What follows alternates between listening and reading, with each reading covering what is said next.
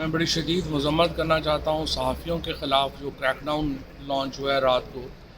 मतीउल्लाह जान साहब जो हैं उनको हिरासत में लिया गया है, साकिब बशीर साहब को हिरासत में लेके अब छोड़ दिया गया है, और शाकर अवान जो लाहौर से हमारे दोस्त हैं उनको जो है वो हिरासत में लिया गया है।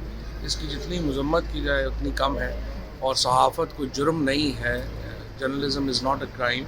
इसलिए सहाफ़ियों को फौरी तौर इस मुल्क में ना किसी यूनिफॉर्म की कोई इज़्ज़त रही है, ना किसी प्रोफेशन की कोई इज़्ज़त रही है। वकील हैं तो उनको चैम्बर से घुस के उठा रहे हैं, जो जर्नलिस्ट हैं उनको दफ्तरों में घुस के उठा रहे हैं। एक बिल्कुल ऐसे ही माहौल बना दिया जैसे पता नहीं हम कोई नॉर्थ कोरिया में या नाज़ी जर्मनी में रह रहे हैं। बड़ी अनफॉर्चुनेट बात है, और पाकिस्तान को हम किधर से किधर ले गए।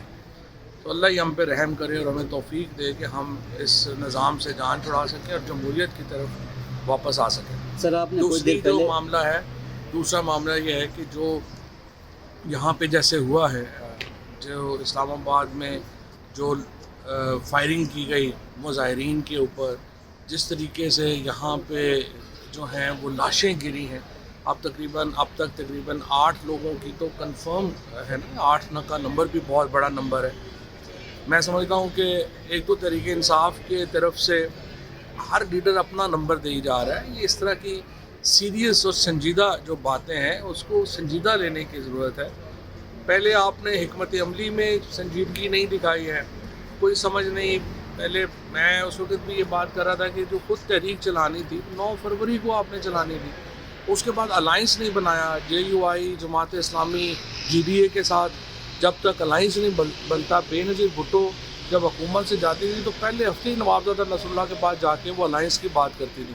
तो तहरीक इंसाफ में जो मौजूदा लीडरशिप है उसका ये फ़र्ज़ है कि अपने कारकुनों के साथ एक मुशावरत के साथ, और पाकिस्तान के लोगों की सबसे बड़ी नुमाइंदा जमात है इस वक्त तहरीक इंसाफ, तो ये हम इसको इस तरह से गैर संजीदा पॉलिसीज़ के हवाले नहीं किया जा सकता।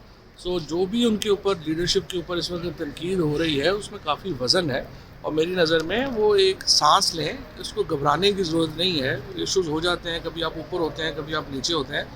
थोड़ी देर सांस लें और सोचें कि गलतियाँ कहाँ हैं, और सिर्फ हर वक्त जो है वो एक सवार रहना और तनकीद के ऊपर, हर शख्स के ऊपर तनकीद, हर एक के ऊपर तनकीद, ये भी मुनासिब नहीं है। सो मेरा ख्याल है थोड़ी देर हमें सांस लेने की ज़रूरत है और समझने की ज़रूरत है, और उसके मुताबिक फिर आगे चलने की ज़रूरत है।